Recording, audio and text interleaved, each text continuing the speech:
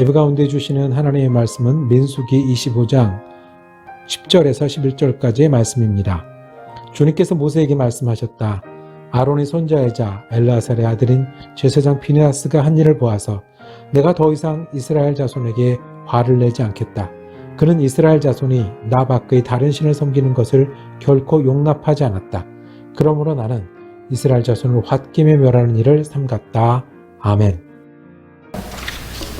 제가 고백할 게 하나 있습니다. 제가 축구를 좋아하긴 하는데 손흥민 선수나 메시 선수만큼 잘하지 못합니다. 근데 아무런 문제가 되지 않습니다. 저는 손흥민 선수가 잘하는 게 좋습니다. 메시 선수가 인간 이상의 능력을 발휘하는 게 좋습니다. 저는 그분들의 팬입니다. 저 감정은 아무렇지도 않습니다. 그런데 그분들보다 내가 축구를 엄청 못하는 건 괜찮은데 제가 감당하기 힘든 순간이 있었습니다. 제 2살 아래 동생이 있는데 고등학교 때 언젠가부터 이 동생이 저보다 달리기를 빨리 하는 겁니다. 그 친구가 나보다 빨리 뛴다는 것은 알고 있었는데 온 가족들이 보는 앞에서 뛸 기회가 있었고 그 친구가 저보다 빨리 뛰었습니다. 슬펐습니다. 가슴이 아팠습니다. 여러 감정이 있었습니다. 충격이었고 창피했고 그리고 부럽기도 했고 질투가 났습니다. 손흥민 선수가 나보다 빨리 뛰는 건 질투가 안 나는데 제 동생이 저보다 몇 걸음 빨리 뛰는 거는 질투가 났습니다. 좋은 차를 지나가다 보면 고급차를 보면 야, 차 멋있다 라는 반응은 누구나 합니다. 그런데 돌아서면 잊어버립니다. 그건 내 차가 아닙니다. 멋진 사람을 만나면 키도 큰 사람, 그래서 그냥 하얀 티셔츠만 입어도 폼이 나는 사람을 만나면 부럽습니다. 근데 거기까지입니다. 충격을 받거나 가슴이 아프진 않습니다. 그런데 제가 가슴이 아픈 때가 있습니다. 한국의 가족 중에 분명히 제 설교 유튜브를 매일 들을 거라고 생각하는 가족이 있었습니다. 그런데 이분이 제 거는 안 듣고 다른 어느 목사님의 유튜브를 매일 듣고 있다고 말씀을 하는 겁니다. 훨씬 긴데. 머릿속에 많은 생각이 정리되기도 전에 벌써 말을 하고 있는 저 자신을 발견했습니다. 실은 그 목사님이 이런저런 면이 훌륭하기는 한데 그리고 조금 깠습니다. 이런 게 부족하고 이런 게 없고 뭐 이렇게 하다고. 그럼 거기까지만 해도 저는 충분히 창피하고 충분히 셈이 났을 겁니다. 그런데 거기다 기름을 붓더라고요. 그게 아니라 하며 설명합니다. 어느 순간에 이분 설교를 들으면서 내가 확 넘어갔다는 거예요. 그리고 넘어간 뒤로는 이분 설교를 계속해서 빠지지 않고 듣고 있다는 겁니다. 슬펐습니다. 셈이 났습니다. 큰 집도 별로 부럽지 않은데 좋은 차도 부럽지 않은데 다른 목사님 유튜브 방송을 맨날 듣고 있다는 자랑을 들으니까 셈이 났습니다. 그러면서 어떻게 더 잘할까를 머리를 쥐어짜면서 생각하기 시작했습니다. 질투 이야기를 합니다. 우리한테 굉장히 친근한 감정입니다. 손흥민 선수가 잘 뛰는 것은 질투가 안 나는데 제 동생이 몇 걸음 뛰는 거는 질투가 납니다. 성공한 여러 가지 이야기를 들을 때 부럽기도 하고 응원해주고 싶은데 다른 목사님 유튜브를 듣는 거는 속이 상합니다. 이것이 질투입니다. 질투는 관계가 만들어냅니다. 소중한 것이 만들어냅니다. 나랑 관련이 없는 분들은, 나랑 깊은 관계가 없는 분들은 응원할 수 있고 팬이 될 수 있습니다. 그런데 내 옆에 있는 사람은 소중하기 때문에, 내 가족은 나의 일부이기 때문에 질투하는 감정, 속상한 감정, 셈이 일어납니다. 축구를 못하는 거는 자랑스럽게 얘기할 수 있습니다. 노래를 못하는 것도 반만 창피할 수 있습니다. 그런데 말씀을 전하는 일에는 셈이 납니다. 왜냐하면 이것은 저에게 굉장히 소중한 일이기 때문에 그렇습니다. 질투는 나한테 소중한 사람들 때문에 생기는 거고요. 나한테 소중한 일 때문에 생기는 겁니다. 우리가 잘 아는 이 질투의 감정을 하나님께서 설명하실 때 사용하셨습니다. 하나님은 질투하시는 하나님이라고 말씀하십니다. 하나님은 하나님께 소중한 사람들이 있는데 그 소중한 사람 때문에 질투하시는 하나님이라는 겁니다. 하나님은 하나님께 소중한 일이 있는데 그 소중한 일은 샘도 내고 질투하기도 하신다는 겁니다. 이스라엘 백성이 하나님께 소중한 백성이기 때문에 구약에는 질투하시는 하나님이 여러 차례 등장합니다. 그 사람이 소중한데 그 소중한 사람들이 나를 안 보고 다른 곳을 보고 있다는 겁니다. 이스라엘 백성을 하나님의 백성으로 하나님의 나라로 만들어가는 일이 하나님한테 너무너무 중요하고 귀한데 그것에 벗어나고 다른 길로 갔을 때 하나님은 셈이 나고 화가 나고 질투가 난다고 말씀하십니다. 어찌 하나님이 우리와 똑같은 질투라는 감정을 가지고 계십니까? 가지고 계시겠습니까? 어찌 하나님이 우리가 샘내고 속상하는 것과 똑같겠습니까? 그런데 너희가 샘내듯이 너희가 질투하듯이 너희가 뭔가의 열정을 가지고 있을 때 실망하듯이 나는 그렇게 질투하는 하나님이라고 말씀하십니다. 오늘 사건이 하나님의 질투에 대해서 말씀하시는 사건입니다. 여기서 우리는 질투하시는 하나님을 다시 발견하기를 원합니다. 그리고 질투하시는 하나님과 어떻게 믿고 살아야 하는지를 다시 다짐하는 시간이 되기를 원합니다. 오늘 함께 읽으신 말씀의 시작은 통곡하고 있는 이스라엘 백성에 대해서 말씀하십니다. 이스라엘 자손이 회막 어귀에서 통곡하고 있을 때에 예배당에 와서 통곡을 하고 있었습니다. 왜 통곡을 하고 있었을까요? 그 앞에 이야기를 우리가 볼 필요가 있습니다. 오늘 함께 읽지는 않았지만 25장 1절에 가면 이렇게 시작을 합니다. 이스라엘이 시딤에 머무는 동안에 백성들이 모압 사람들의 딸들과 음행을 하기 시작하였다 그랬습니다. 시딤이라는 곳은 이제 강을 건너면 가나안 땅이 있는 곳입니다. 저쪽에 강이 보이고 그리고 강을 건너면 저쪽에 여리고성이 어디에 있다는 것을 아는 그런 지역입니다. 광야 40년 생활이 거의 끝나는 마지막 장소가 여기입니다. 여기서 준비해서 이제 가나안 땅으로 들어갈 것입니다. 그런데 그곳에서 어떤 일이 일어났냐면 백성들이 모압 사람의 딸들과 음행하기 시작하였다 그랬습니다. 모압은 이 동네입니다. 시딤이 자리하고 있는 곳에 모압 땅이었습니다. 미디안 땅이라고도 하고 모압 땅이라고도 하고 즉 이 넓은 지역에 여러 이방 부족이 살고 있었습니다. 그런데 이 사람들의 딸들과 음행하였다고 그랬습니다. 오늘 읽은 이 말씀은 두 가지 의미를 모두 포함하는 말씀입니다. 정말로 이스라엘 남자들이 모압의 여자들을 보고 넘어갔습니다. 그리고 더 중요한 것은 이 넘어간 결과를 3절에 이렇게 말합니다. 그래서 이스라엘은 바알 부올과 결합하였다라고 말합니다. 이 바알은 옛 가나안 지역과 가나안 동쪽 멀리 페르시아 일부까지 그 당시에 있었던 종교의 하나인데 바알 예배하는 예식 중에는 행음이 있었습니다. 바알을 섬기는 예전에는 그 바알 신을 자극하기 위해서 바알 신을 감동시키기 위해서 말 그대로 행음하는 순서가 있었습니다. 그냥 우리 쉽게 생각하면 며칠 예배 드리는 그게 축제고 잔치고 밤도 있고 낮도 있는데 거기에 포르노판 같은 판들이 벌어지는 그런 순서도 있었다는 거예요. 40년 가까이 여행만 했던 이 이스라엘 백성이 그것을 보았어요. 신기했을 거고 재밌을 거고 유혹받았을 거고 넘어갔을 겁니다. 그래서 단지 그 동네 아가씨들이 예뻐서 남자들이 넘어갔다는 것뿐만 아니라 이 의미는 자기 신들에게 바치는 제사에 이스라엘 백성이 참여했다는 의미입니다. 그래서 3절에 이렇게 말씀하십니다.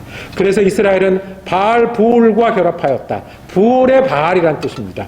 바알 부올과 결합하였다. 주님께서는 이스라엘에게 크게 진노하셨다라는 거예요. 40년을 데리고 와서 하나님의 나라를 이루기 위해서 백성들을 데리고 왔는데 결론이 뭐냐 하면 눈에 보이는 것 때문에 넘어갔고 바알을 섬기는 예식에 예전에 참여했다는 거예요. 하나님께서 어떻게 하셨을 것 같습니까? 화가 나셨어요. 벌을 주셨어요. 첫 번째 벌은 지도자들을 처형하는 거였습니다. 두 번째는 거기에 참여한 주동자들을 색출해서 처형하는 것이었습니다. 세 번째 벌은 전염병을 주는 거였습니다. 전염병으로 굉장히 많은 사람들이 죽었다고 오늘 말씀엔 기록하고 있습니다. 그때 일어난 사건이 오늘 읽은 말씀입니다. 6절에 보면 이스라엘 자손이 회막 어귀에서 통곡하고 있을 때에 이스라엘 자손 가운데서 한 남자가 모세와 이스라엘 자손 온 회중이 보는 앞에서 한 미디안 여자를 데리고 집으로 들어갔다라고 얘기합니다. 텐트죠. 그때는 장막이었으니까. 무슨 이야기입니까? 왜 울고 있다고요? 우리가 그 벌을 받아서 처형되는 사람들이 있고 전염병이 있어서 슬퍼서 하나님 앞 회막 앞에서 울고 있는데 그 사이를 가로질러서 손잡고 들어가는 남녀가 있었습니다. 남자는 이스라엘 사람이고 여자는 이 지역 사람인 거예요. 그리고 자기 집으로 들어갔어요. 뭘 하는 겁니까? 멈추지 못하는 거예요.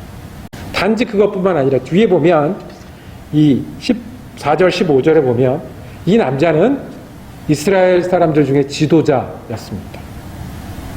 이 여자는 저쪽 부족장의 딸이었습니다. 무슨 일이 벌어지고 있는 거냐 하면 단지 잔치에 참여해서 그들의 마음이 풀어진 게 아니라 이스라엘의 지도자가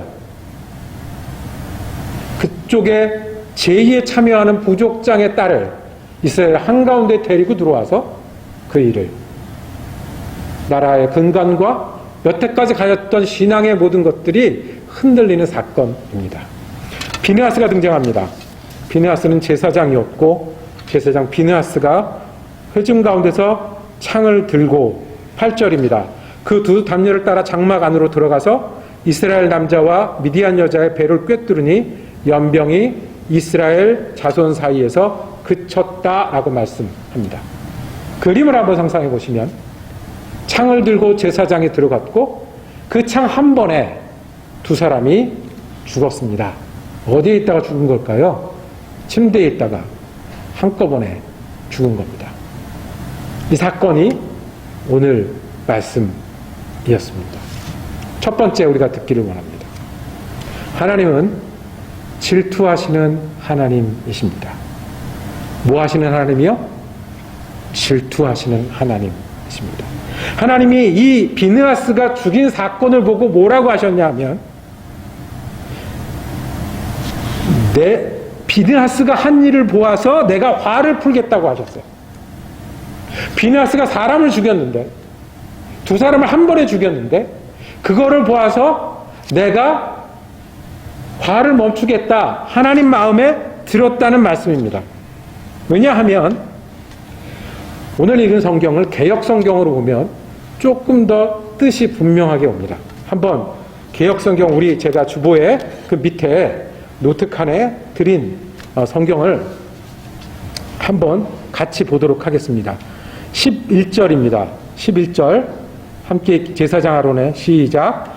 제사장 아론의 손자 엘르아살의 아들 비느하스가 내 질투심으로 질투하여 이스라엘 자손 중에서 내 노를 돌이켜서 내 질투심으로 그들을 소멸하지 않게 하였도다 라고 말씀하셨습니다.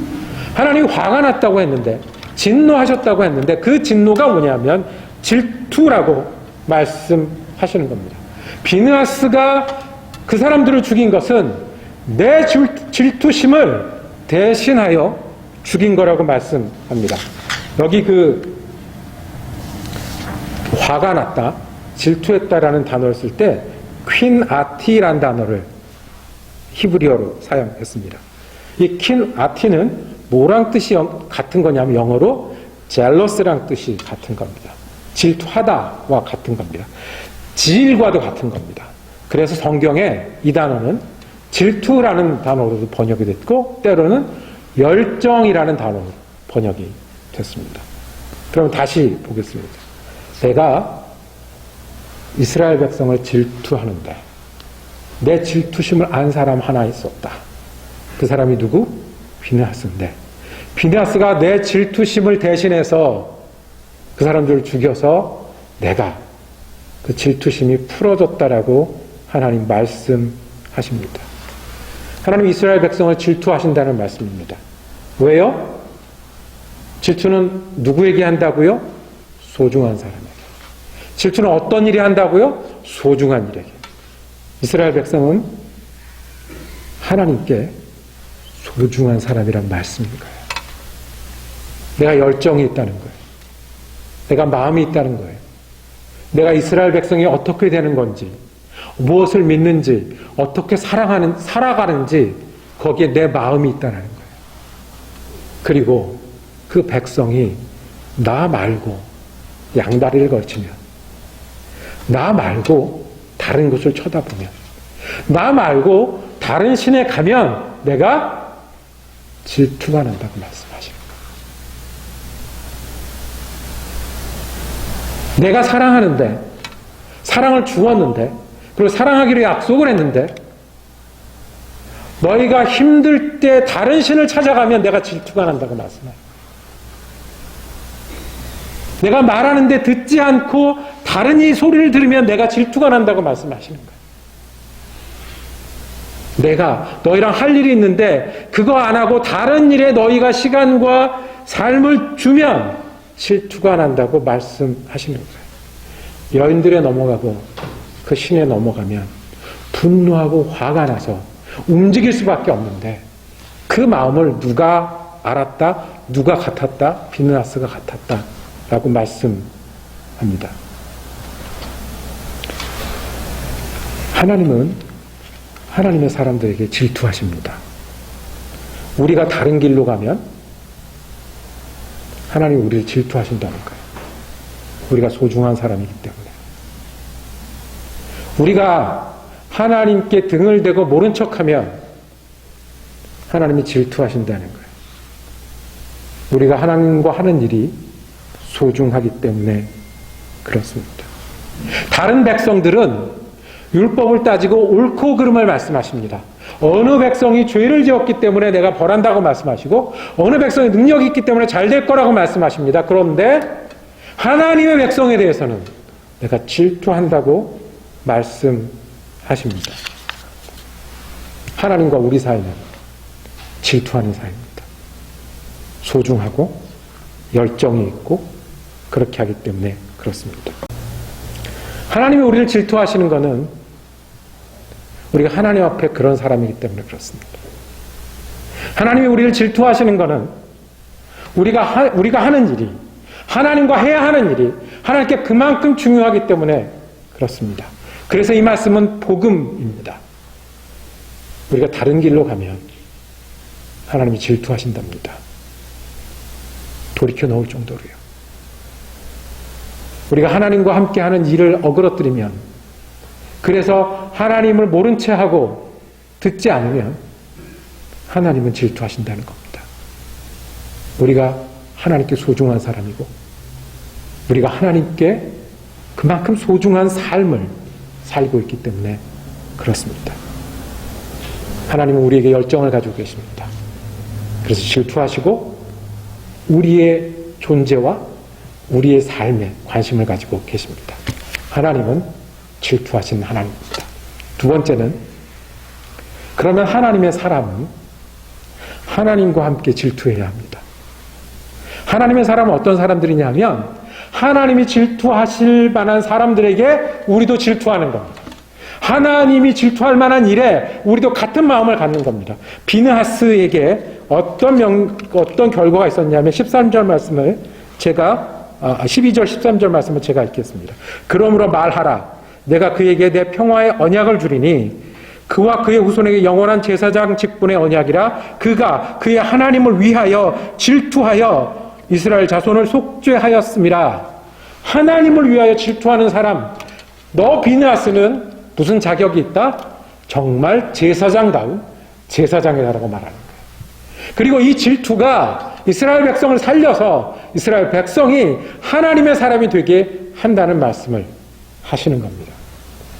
하나님의 사람은 하나님이 질투할 때 하나님이 질투할 만한 일에 같이 질투하는 사람들입니다.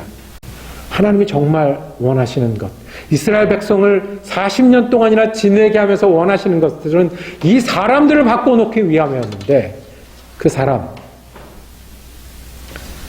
하나님의 여호와의 질투를 같이 질투하는 사람들입니다. 지금도 하나님의 사람은 하나님이 질투하는 일에 질투하는 사람입니다. 하나님이 열정을 가지고 있는 일에 열정을 가지고 있는 일입니다. 하나님이 속상하는 일에 같이 속상하는 일이고요. 하나님이 돌이켜 놓았을 때 그래서 됐다라고 말씀하실 만한 일에 우리가 나서서 시간으로 삶으로 충성하는 사람들이 여호와의 하나님의 질투를 바꾸는 일입니다. 우리가 다 같이 여호와의 질투를 나눠 가져야 될 일들이 하나 있습니다.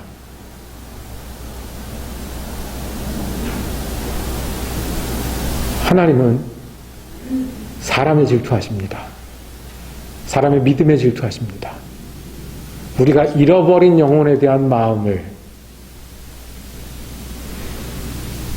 믿지 못하는 영혼에 대한 마음을, 그리고 하나님을 믿는다 하면서도 양다리를 걸쳐 놓고 있는 사람에 대해서 하나님과 함께 질투해야 합니다. 다 자기 좋은 대로 사는 세상이지만, 누가 누군가의 마음을 돌이키기 어려운 세상이지만, 나를 보고, 사람을 보고 과연 하나님의 마음을 전할 수 있을까 의심이 가는 세상이지만, 많은 사람들이 넘어가고 울고 있고 그 가운데 지도자라는 사람이 그 일을 계속하는 그런 모양에서 비느하스 한 사람이 여호와의 질투를 나누어 가졌듯이, 그리스도인들은, 그리고 교회는 잃어버린 영혼과 마른 영혼과 그리고 두 길을 가는 영혼들에 대해서 질투해야 합니다. 속상해야 합니다. 열정이 있어야 되고 샘이 나야 합니다.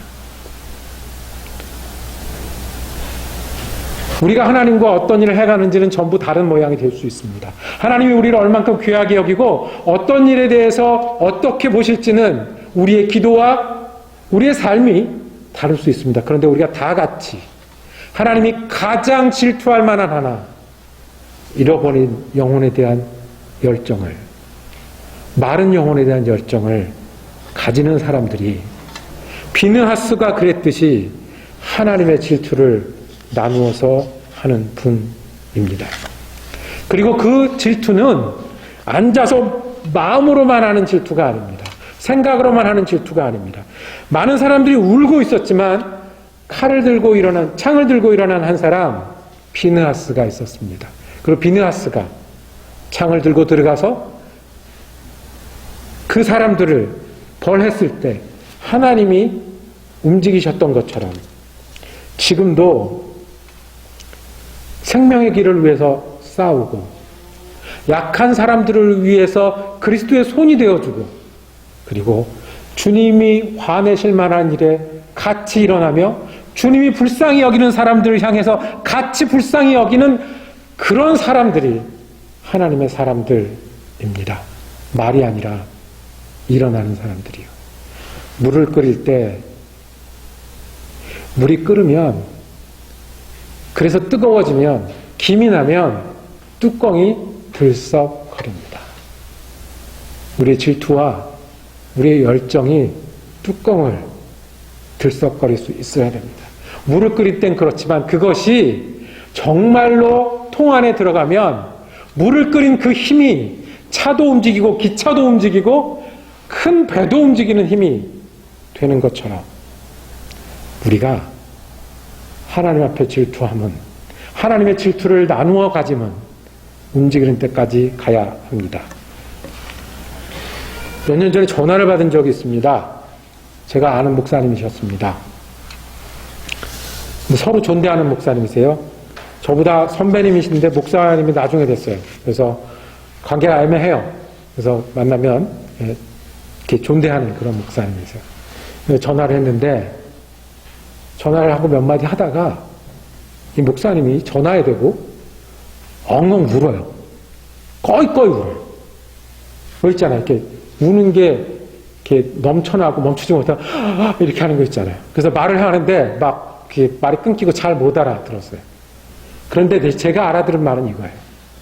정말 작은 교회인데 그 교회 안에서 다니던 아니에요. 얼마든지 일어날 수 있는 일이에요. 그러니까 듣는 저는 그냥 그런가 보다 그렇게 들었어요. 아, 그럴 수 있는 일이지. 근데 이분이 울음이 멈추질 않아요. 계속 반복해요. 이혼을 한대요. 이혼을 한대요. 근데 내가 아무것도 못하고 있어요. 이혼을 한대요. 내가 뭘 못하고 있어요. 이혼을 한대요. 뭘 못하고 있어요. 그렇게 울다가 그 목사님이 전화를 끊었습니다. 전화를 끊고 나는 무슨 일 때문에 울어봤나를 기억하기 시작했어요. 나는 누구 때문에, 누가 어떤 일을 당했을 때 울어봤나. 그리고 나서 부러웠습니다. 그 교회가 부러웠습니다. 교회가 굉장히 작고 어느 집 지하실을 뜯어서 예배드리지만 저 목사님이 있으셔서 참 좋겠다. 저 일 때문에, 그거 일 때문에 아무것도 못한다고 속상하고 너무 안타까워서 1년에 한두 번 전화하는 내게 전화해서 그거를 듣고 꺼이꺼이 우는 저 목사님이 있어서 저 교회는 정말 좋겠다. 질투는 변화를 만들어냅니다. 질투는 우리를 움직이게 합니다. 그래서 여호와의 질투를 나눠 가졌다고 비느하스는 제사장다운 제사장이다. 그리고 그 제사장 때문에 나라가 새로워졌다고 말씀하셨습니다. 말씀을 정리하겠습니다. 두 가지 말씀 드렸습니다. 하나님은 질투하시는 하나님입니다. 너무 질투하셔서 그 질투가 우리도 나눠 가지기를 원하십니다. 하나님은 질투하셔서 우리가 다른 길로, 다른 신으로, 다른 삶을 살지 않게 하기 위해서 예수님을 보내셨습니다. 그리고 비느하스가 그 사람들에게 창을 들어서 죽였듯이 예수를 못으로 찢어 죽일 만큼 우리를 향해 열정을 가지고 계시고 소중하게 여기시는 분이십니다. 제 동생은 제가 아직도 질투합니다. 그리고 세미나는 유튜브 목사님 때문에 더 잘 만들려고 애쓰고 있습니다. 우리 하나님은 우리가 너무 소중하셔서 질투하시는 열정의 하나님이십니다. 그리고 하나님의 사람이 그 하나님의 열정, 하나님의 질투를 가지고 사시기를 기다리고 계십니다. 기도하겠습니다. 주님, 우리가 무엇이간데 하나님 사랑하시고 우리가 누구길래 예수 그리스도를 통해서 하나님의 마음을 전하시고 삶을 바꾸시는지 기억할 때마다 감사드립니다. 우리가 질투하신 하나님을 기억하며 믿게 하여 주시옵소서. 그것을 믿기에 우리도 하나님의 질투를 가지고 사는 그리스도인 되게 하여 주시옵소서. 우리 예수 그리스도 이름으로 기도드립니다. 아멘.